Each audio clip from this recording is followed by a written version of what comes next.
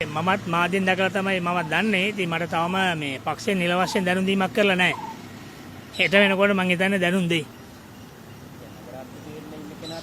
මම තමයි එහෙම වෙන්නේ නගර අපේක්ෂක. හෙට නිල වශයෙන් දැනුම් දීමක් කරයි. මගේ නම තමයි. වැඩේ හරි වෙන්න ඕනේ.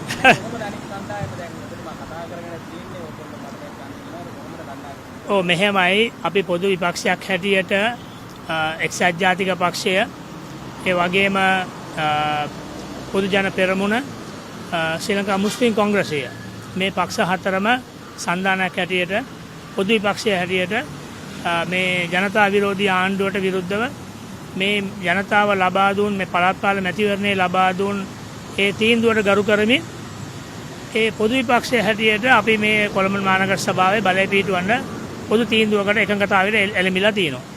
ඒ අනුව අපිට 51ක් තියෙනවා ආසන ඡන්ද තවත් 8ක් තමයි අවශ්‍ය.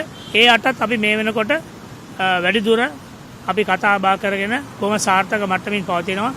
අද හෙට වෙනකොට ඒ සාකච්ඡාත් සාර්ථකව නිම කරන්න බලාපොරොත්තු වෙනවා. අපිට ඇත්තටම අද මහසභාව පැවැත්වීම නියමිතව අපි බලාපොරොත්තු හිටියේ.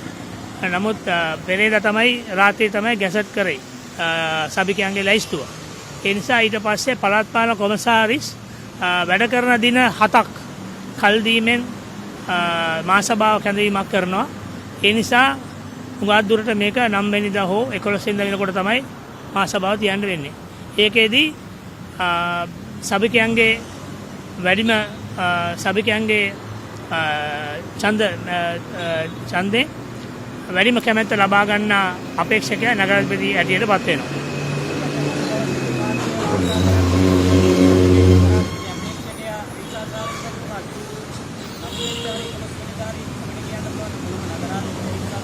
අනිවාර්යෙන් අපි ඒක ඉරහඳ වාගේ විශ්වාසයි.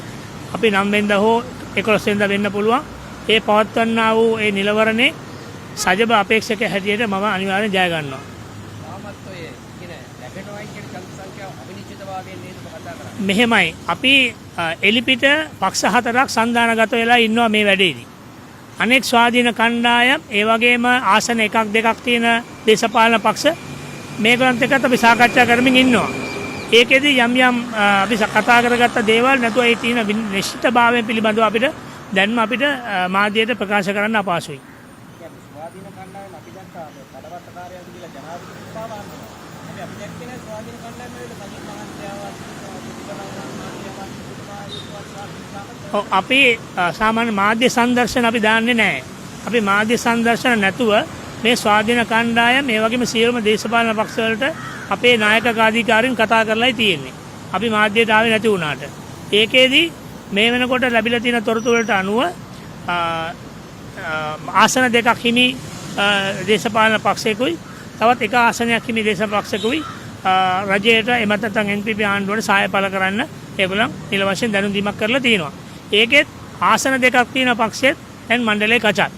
ඒගොල්ලන් කියන්නේ ඡන්ද ඉල්ලුවේ කොටසක් මේගොල්ලන් ඡන්ද ඉල්ලපු කට්ටිය පැත්තක තියලා ඒගොල්ලන් හිතුමතේ තීන්දුව කරලා තියෙනවායි කියලා ආණ්ඩුවට පක්ෂව සහයෝගය දෙන්න. ඒකෙදිත් ප්‍රශ්නයක් තියෙනවා. ඒ වගේම ඉදිරියේදී අපි පවත්වන්නා වූ තරඟේ අපි බලාපොරොත්තු වෙනවා මාලිමාවේ සභිකයනුත් කීප දෙනෙක් අපිට ඡන්දේ පාවිච්චි කරයි කියලා. රාෂ්ට්‍ර ඡන්දයක් නෙවෙයි අපි මේක මේ විවෘත ඡන්දයකට යන්න බලාපොරොත්තු වෙනවා. විවෘත ඡන්දයකට යන්න ඕන. එහෙම රාෂ්ට්‍ර ඡන්දයක් අවශ්‍ය නම් ඒකට ඡන්දයක් තියන්න ඕන. ඒකෙදී අපි විවෘත ඡන්දයක් බලාපොරොත්තු වෙනවා. මේ වෙනකොට රාෂ්ට්‍ර ඡන්දයට ගියොත් ඒ මාලිමාවේ ඡන්දයක් අපිට හම්බ වෙනවා.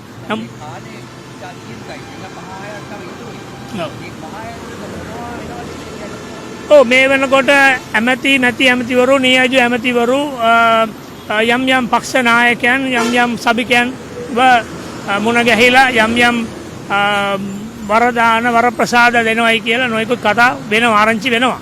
ඉතින් අපි දේශපාලන පක්ෂත් එක්ක දැන් අපි එකඟත්වයට ඇවිල්ලා තියෙන නිසා ඒ දේශපාලන පක්ෂවල ඉන්න සභිකයන් ඒගොල්ලන්ට එහෙම ලේසියෙන් නම්බ ගන්න බෑ. ඒ වගේම බොහොම ප්‍රගතිශීලී ඒ දේශපාලන අරමුණු තියෙන ස්වාධීන කණ්ඩායම් පවා අපිත් එක්ක සාකච්ඡා කරලා අපිත් එක්ක යම් එකඟත්වයට පැමිණලා තියෙනවා මේ වෙනකොට.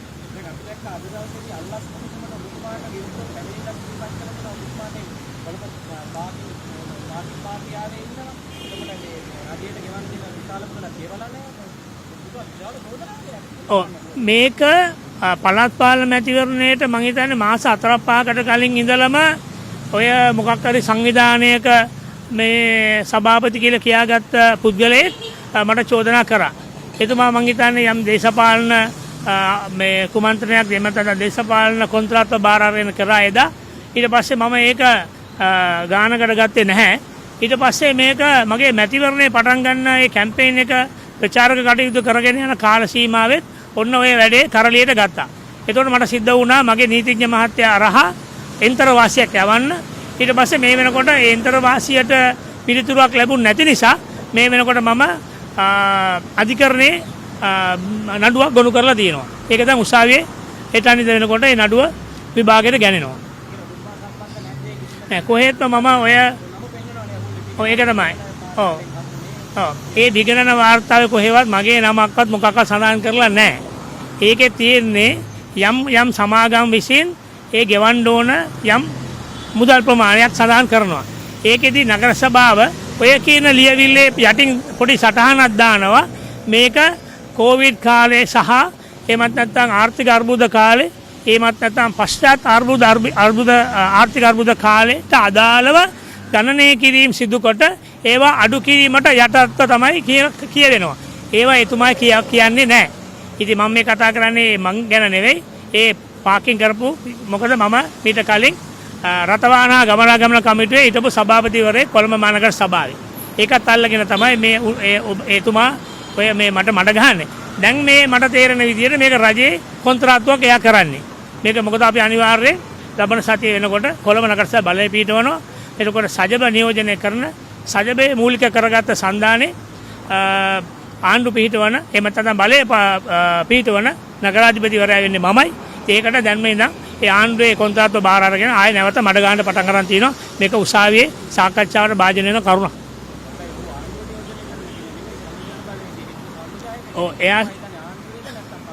එයාට සමගි ජන බලවේගයේ නාම යෝජනා ඉල්ලුවා. දුන්නේ නැහැ. එයාගේ පැටිකිරිය ගැන හොයාගෙන බලාගෙන යනකොට පක්ෂයට සිද්ධ වුණා නාම යෝජනා නොදී ඉන්න. ඒ තරහකුත් එයාට තියෙනවා.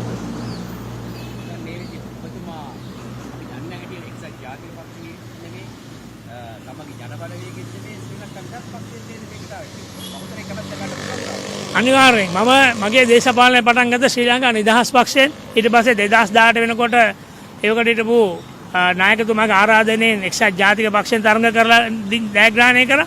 ඊට පස්සේ 2020 සමගි ජන බලවේගයේ පිහිට වෙනකොට ඉස්සෙල්ලාම සමගි ජන බලවේගය වෙනුවෙන් එළියට බැස්සේ මමයි. ඒ අරහා මට ඒ නිසාම මගේ නාගරික මන්ත්‍රී ධූරයක් නැති වුණා. මේ වෙනකොට ඒ සියලුම පක්ෂවල නියෝජිතයන් මාත් එක්ක බොහොම සුහදව මම මොකද මේ නගර සභාවේ දීර්ඝ කාලයක් මම කටයුතු කරලා තියෙනවා. ඒකේ අවශ්‍ය කටයුතු පිළිබඳව මනා දැනුමක් තියෙනවා. මන්ත්‍රීවරුන්ගේ ඔක්කොමලාගේ හිත දිනාගෙන තියෙනවා. ඒ නිසා මම හිතන්නේ සමගි ජන බලවේගයේ ප්‍රමුඛ මේ සියලුම පක්ෂ නියම අපේක්ෂකව තෝරගෙන තියෙනවා අපේක්ෂකත්වයට. මාලිමා මන්ත්‍රීවරුන්ගේ හිත දිනාගෙන ඉන්නේ මම. අනිවාර්යයෙන්. ඉදිරියේදී ප්‍රතිඵල බලා ගන්න පුළුවන්.